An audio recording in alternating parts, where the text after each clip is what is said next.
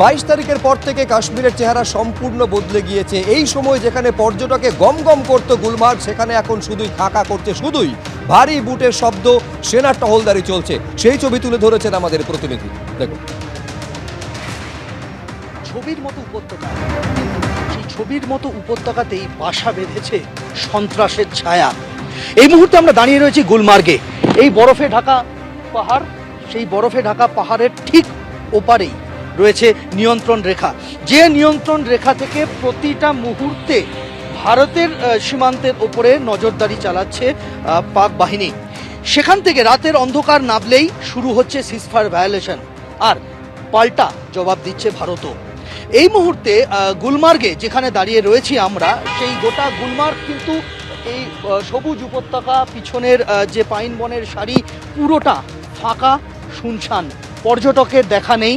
যেভাবে পেহেলগাঁওয়ের বুকে যে ঘটনা ঘটেছে, যে নৃশংসভাবে হত্যা করা হয়েছে ধর্ম পরিচয়ে জেনে পর্যটকদের, তারপর থেকে থমথমে গোটা উপত্যকা। তার ব্যতিক্রম নয় গুলমার্গেও। আমরা দেখতে পাচ্ছি যে গুলমার্গে গোটা এলাকা কিন্তু সম্পূর্ণভাবে খালি। পর্যটক আসছেন একজন দুজন, হাতে গোনা পর্যটক, তাও একটা লম্বা সময় অন্তর অন্তর। আর আছে বলতে শুধু ভারতীয় সেনাবাহিনী, বিএসএফ, কেননা বিএসএফই হচ্ছে first line of defence. BSF মোতায়েন রয়েছে ওই বরফ ঢাকা যে পাহাড়চূড়া আমরা দেখতে পাচ্ছি, সেই বরফ ঢাকা পাহাড়চূড়ার একদম মাঝে, ঠিক ওপারেই পাকিস্তানের বাহিনী। তাদের চোখে চোখ রেখে বিএসএফ ডিউটি করছে, আর গোটা এলাকায় মোতায়েন করা হয়েছে আর্মি। প্রীতম চক্রবর্তীর সঙ্গে সন্দীপ সরকার, এবিপি আনন্দ, গুলমার্গ, কাশ্মীর।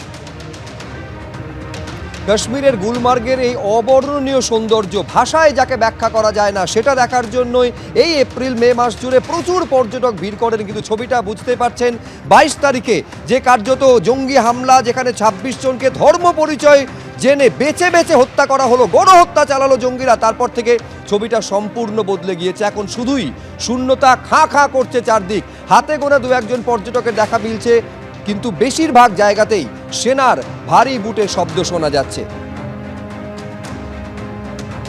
जी यहाँ पे बहुत टूरिस्ट आते थे।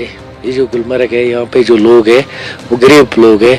यहाँ पे बहुत टूरिस्ट आते थे। यहाँ पे जो भी मतलब सवेरे आते थे काम करने के लिए लोग, शाम को वापस जाते हैं। तो जब से ये घटना हुआ है तब से यहाँ पे 5% टूरिस्ट भी नहीं आते हैं।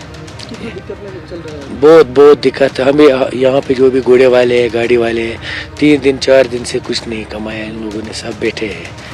बंगाली आते थे और मतलब बहुत बाहर के जो भी लोग थे ना, तकरीबन 2 3 5 10 हज़ार आते थे दिन में, ज़्यादा ही आते थे। 1000 2000 गाड़ी आती थी दिन में यहाँ।